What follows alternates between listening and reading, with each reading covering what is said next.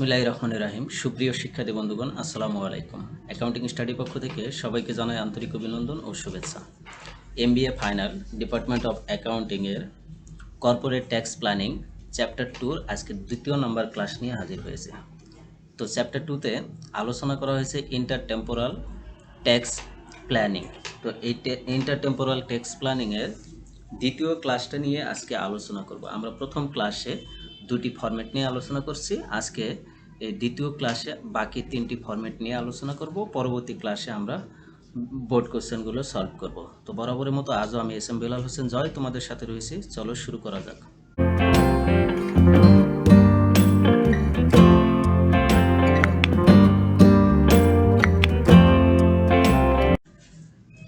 দেখো, আজকে আমরা 2 নাম্বার ফরম্যাট, 4 নাম্বার ফরম্যাট আর 5 নাম্বার ফরম্যাট শিখব। তো আগের ক্লাসে আমরা 1 নাম্বার এবং 3 নাম্বার ফরম্যাট শিখেছি। তো 2 নাম্বার ফরম্যাটটা ছিল প্রিমিয়াম ডিফার্ড অ্যানুইটি মেথড। তো এই মেথডে আফটার ট্যাক্স অ্যাকুমুলেশন বের করার সূত্র হলো I into 1 plus R to the power n into 1 minus T R plus T R into I. ঠিক আছে, আর এইটা আফটার ট্যাক্স রেট অফ রিটার্নের সূত্র হলো 1 into 1 plus R to the power n into 1 minus T R plus T R whole to the power 1 divided n minus 1। ঠিক আছে, এটা হলো সূত্র। আর ফরেন কর্পোরেশনের সূত্রটাও এই একই সূত্র। টিআর এর জায়গায় এখানে ক্যাপিটাল ট্যাক্স গেইন থাকবে, টিসিজি বসাইতে হবে, শুধু টিআর এর জায়গায় টিসিজি বসাইতে হবে, এতটুকুই পার্থক্য। এরপর ইন্স্যুরেন্স ফান্ড নামে একটা ফরম্যাট রয়েছে। এই ফরম্যাটে আফটার ট্যাক্স অ্যাকুমুলেশনটাই থাকে, শুধু after tax rate of return থাকে না, শুধু আফটার ট্যাক্স অ্যাকুমুলেশন থাকে। তো এখানে এটা সূত্র হবে, আফটার ট্যাক্স অ্যাকুমুলেশনের সূত্র হবে I into 1 plus R to the power n। ঠিক আছে, তো চলো এই তিনটি ফরম্যাটে আমরা ম্যাথ দিয়ে একটু প্র্যাকটিস করে আসি। তো প্রথম দেখো, 2 নম্বর ফরম্যাট বলেছে সিঙ্গেল প্রিমিয়াম ডিফার অ্যানুইটি। তো এটাকে সংক্ষেপে এসপিডিএ বলা হয়। ঠিক আছে, অনেক সময় এসপিডিএ থাকে সরাসরি। তো প্রবলেমটা দেখো কি বলা আছে, অ্যানিমিস অ্যান্ড কোম্পানি ইনভেস্টেড টাকা for 28,000 in a single premium deferred annuity which gives 4% before tax return। তাহলে আর এর মান দেওয়া আছে 4% আর আই এর মান দেওয়া আছে 28,000 টাকা।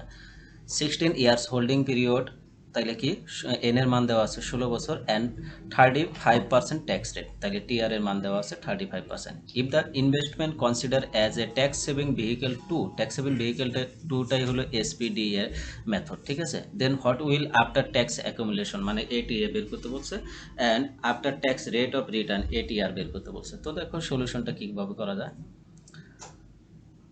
আফটার ট্যাক্স অ্যাকুমুলেশন এটি এর সূত্র আমরা জানি I into 1 plus R to the power n into 1 minus T R plus T R into I.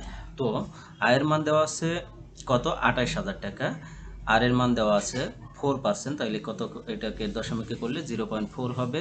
N এর মান 16 দেওয়া আছে, টি আর এর মান দেওয়া আছে 35%, এটাকে দশমিকে করলে 0.35 হবে। এরপরে টিআর এবং আয়ের মান বসাই দিছি, ক্যালকুলেশন করছি, ক্যালকুলেশন করার পরে রেজাল্ট আসছে কত, 43,889 টাকা। ঠিক আছে, এটা হলো এটিআর। এরপরে after tax rate of return A T R এর বের করব। আমরা সূত্র জানি 1 plus R to the power n into 1 minus T R plus T R whole to the power 1 divided n minus 1। তো আর এর মান আমরা জানি 4%, তাহলে 0.04 হবে। এন এর মান 16, আমরা জানি টি আর 35%, তাইলে 0.35 হবে।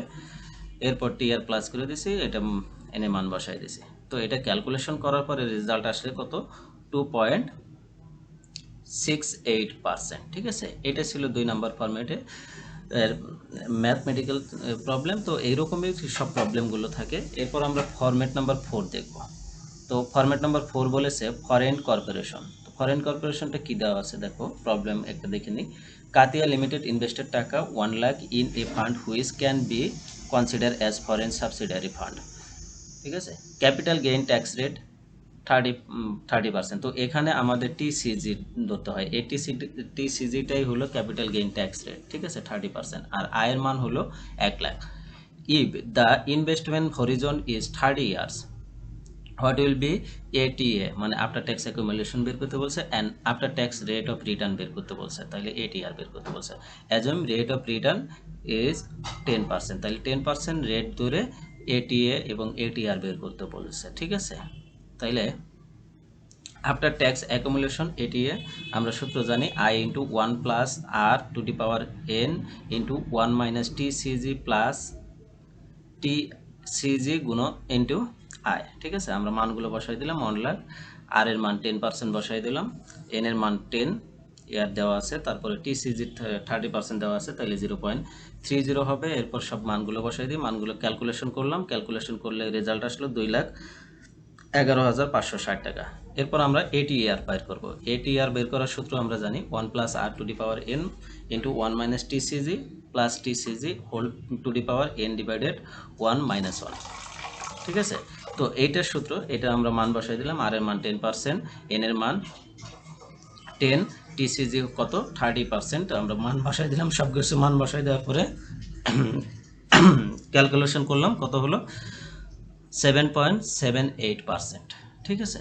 এটা প্রবলেম 4-এর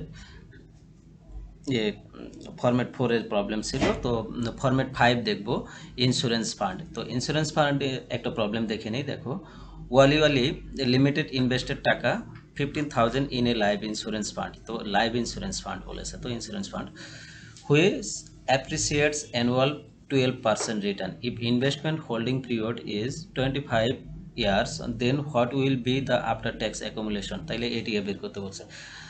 তো এখানে রেট দেওয়া আছে 12%, আয়ের মান দেওয়া আছে 15,000 টাকা, আর এন এর মান দেওয়া আছে 25,000 টাকা, 25 বছর, ঠিক আছে। তাইলে আমরা এটিএ বের করব। আমরা এটিএর সূত্র জানি কি I into 1 plus R to the power N. তো আয়ের মান কত 15,000 টাকা, আর এর মান হলো 12%, তো মান বসাই দিলাম, ক্যালকুলেশন করে দিলাম, কত আসলো 2,55,000 টাকা, এটি হলো এটিএ।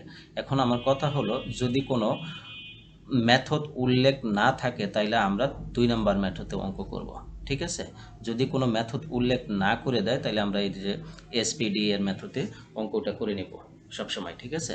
তারপরেও আমরা প্রশ্নটা পড়ে দেখব, পড়ে দেখে আমরা ওই প্রশ্নের মেথডগুলো দেখে নেব, দেখে নিয়ে সেভাবেও অঙ্কগুলো করে নেব, ঠিক আছে। সে পর্যন্ত সবাই ভালো থাকো, সুস্থ থাকো, আল্লাহ হাফেজ।